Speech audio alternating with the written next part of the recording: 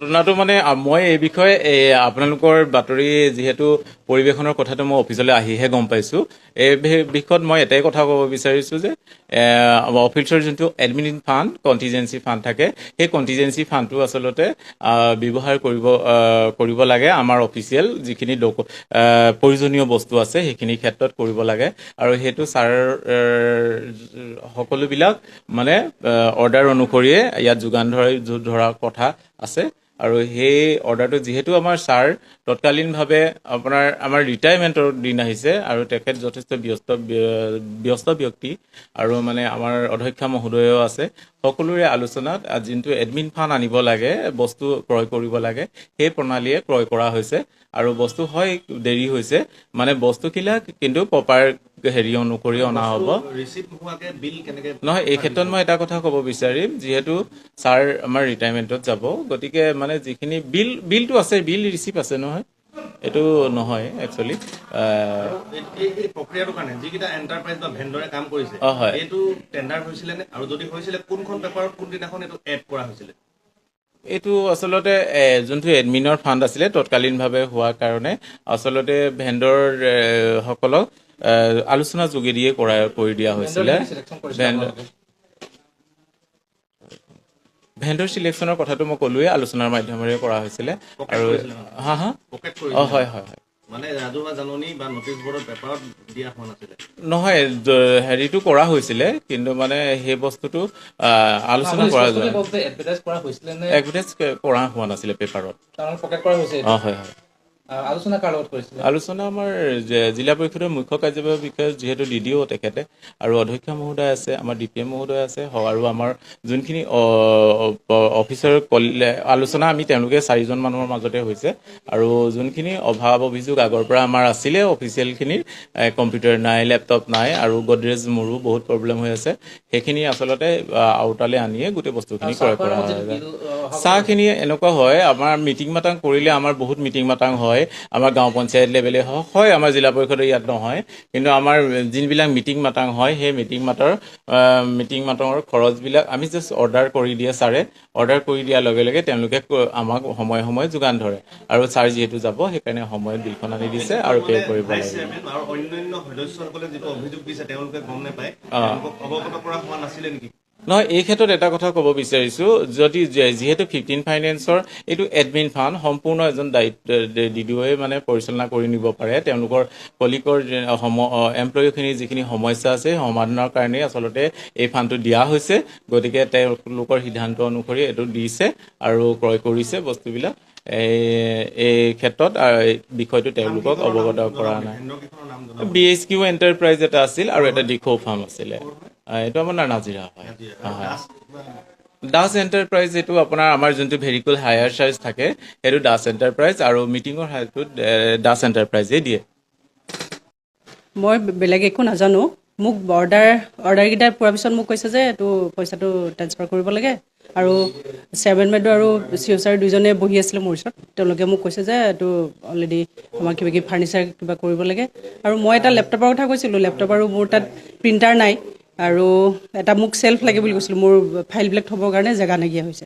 তো সেইকেইটা যাৱতীয় বস্তুকেইটা মই বিচাৰিছিলোঁ বহুত দিনৰ আগতে, এতিয়া নহয়, সেইটো বহুত দিনৰ আগতে মই কৈ আছিলোঁ যে মোৰ এইকেইটা বস্তু দৰকাৰ, গতিকেলৈ মোক হেৰি কৰক। লেপটপটোৱে মোৰ এইটো যিটো ছিগনেচাৰ কৰিব লাগে সেইটো কাম নকৰে কেতিয়াবা। সেইকাৰণে মই কৈছিলোঁ যে মোক এটা লেপটপ আৰু চেল্ফ এটা আৰু প্ৰিণ্টাৰ এটা মোক লাগে। প্ৰিণ্টাৰটো মোৰ ওচৰত নাই, অলৰেডি বেয়া হৈ গৈছে বহুত দিনৰ আগতে, কিন্তু তেতিয়ালৈকে দিয়া নাছিল। এতিয়া লাষ্ট মানে কৈছে যে আপোনাৰ এইকেইটা আনি দিম বোলে, এনেকৈ বুলি ক'লে। আৰু তাৰপিছত মই সেইকাৰণে তেওঁলোকে ক'লে এইটো ট্ৰান্সফাৰ কৰি দিব লাগে। 30 তাৰিখে মোক অৰ্ডাৰ দিছে, 30 তাৰিখ আৰু যোৱা 31 তাৰিখেও মোক এটা অৰ্ডাৰ দিলে।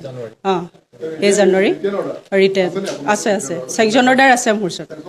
চেংচন অৰ্ডাৰকেইটা দিয়াৰ পিছত মই এইটো বাধ্য হৈ গ'লোঁ দিবলৈ। মোৰ আৰু বেলেগটো তেওঁৰ অথৰিটিয়ে হয়, মই ৰিটাৰ্ণ ডিমাণ্ড দিয়া নাছিলোঁ, ভাৰ্বেলি দিছিলোঁ। মই এতিয়ালৈকে পোৱা নাই।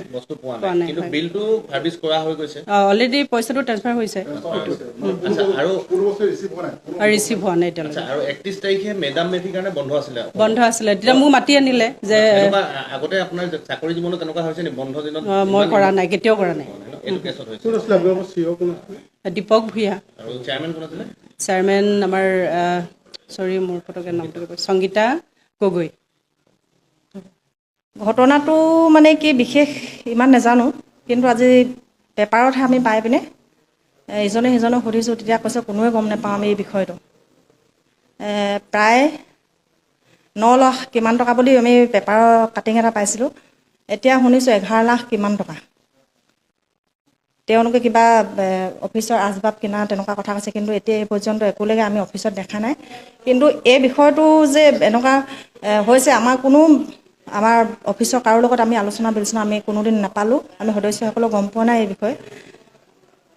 পৰৱৰ্তী সময়ত আমি চাওঁ কেনেধৰণে। বৰ্ড মিটিং নাই হোৱা আমাৰ কোনো প্ৰচিডিং আকাৰে তেনেকুৱা ধৰণৰ সিদ্ধান্ত গ্ৰহণ হোৱা নাই। পইচাটো যে খৰচ কৰিব কিবা কিনিব সেইবোৰ একো আলোচনা হোৱা নাই। একোৱে আলোচনা হোৱা নাই, আমি গম নাপাওঁ। কিন্তু আজি এই পেপাৰত এইটো পাই পিনেহে আমি এতিয়া অফিচলৈ আহিছোঁ, অফিচত সুধিছোঁহি আমি এতিয়া একাউণ্টেণ্টক। এই ক্ষেত্ৰত চেয়াৰমেনে গম পায় আৰু CEO গম পায় বুলি কৈছে। এতিয়া পইচাটো যেতিয়া ওলাই গৈছে, তেওঁলোকে COয়ে গম পাবই লাগিব, চেয়াৰমেনে গম পাবই লাগিব। আমিহে গম নাপাওঁ, আমি সদস্যখিনি কোনোৱে নাজানো। মই তেতিয়া ভাইচ চেয়াৰমেনক সুধিছোঁ আপুনি জানে নেকি বুলি, তেখেতে কৈছে যে ময়ো নাজানো এই বিষয়ে। সেইকাৰণে অফিচত আহিছোঁ, এতিয়া আমি তেখেতক সোধা পোছা কৰিছোঁ কেনেধৰণে কি কৰিছিলে কি নাই কৰা। বিষয়টো আচলতে সঁচাকৈ বৰ লজ্জাজনক বিষয়, ক'বলৈ লাজেই লাগিছে। আমি পুৱা বেলিকা পেপাৰৰ কাটিং পাইহে আমি মানে কেইবাজনো ফোন মাৰিছে যে এনেকুৱা তেনেকুৱা বিষয়, তেতিয়াহে আমি গম পাইছোঁ যে ইমান টকা ইয়াতে 9 লাখ বুলি দিলে কাটিঙত। এতিয়া আহি দেখিছোঁ কাগজ পত্ৰত প্ৰায় 11 লাখ, 11 লাখতকৈ অলপ বেছি, 11 লাখৰ ওপৰত মানে পইচা আমাৰ 30 তাৰিখ আৰু 31 তাৰিখ দুদিনত আমাৰ কণ্টিজেঞ্চি এটা ফাণ্ডৰ পৰা মানে তিনিখন ফাৰ্মৰ নামত মানে পইচাটো গুচি গৈছে। এখনত 8,14,000, এখনত 1,167 আৰু এখনত 1 লাখ কিবা এটা এনেকৈ কৈ যায় নেকি। তো গতিকে এইটো সন্দৰ্ভত আহি আমি DPM মেমক কথা পাতিলোঁ, DPMক মাতিলোঁ। এতিয়া তেওঁক ক'লে বোলে তেওঁ মানে গোটেই তথ্যখিনি দিলে যে এনেকৈ তেনেকৈ মোক অৰ্ডাৰ দিয়াৰ কাৰণেহে মোক দিছে। তাৰপৰা একাউণ্টেণ্টক সুধিলোঁ, একাউণ্টেণ্টে কি ভাউচাৰ দিছিলে সেইখিনি চালোঁ। চাইতো আচৰিত হৈ গৈছোঁ যে ইয়াতে কম্পিউটাৰ দিছে, লেপটপ দিছে, যিবিলাক আমাৰ মানে ইয়াত আজি আচলতে আমাৰ গোটেই ছিষ্টেমটো আপোনালোকে গম পায়ে, আগতীয়াকৈ ক'তো ধন দিয়া নহয়। এই বস্তুটো কিনাৰ পিছতহে আমাৰ বিল চিল ভাউচাৰ, কিন্তু ইয়াতে দেখোন একোৱেই নাই। তাকে এইটো সন্দৰ্ভত আমি এতিয়া চেয়াৰমেনলৈ মই ফোন মাৰিছোঁ, ফোনটো ৰিচিভ কৰা নাই। মই এতিয়া সেইটো সন্দৰ্ভত COটো নায়েই, যোৱা 2 দিন ধৰি মানে তেখেতৰ ৰিটায়াৰ হৈছে। আৰু আটাইতকৈ ভয়ানক কথাটো হ'ল তেওঁলোকে 30 তাৰিখ আৰু 31 তাৰিখ আমি 2 দিন নাছিলোঁ, 30 তাৰিখ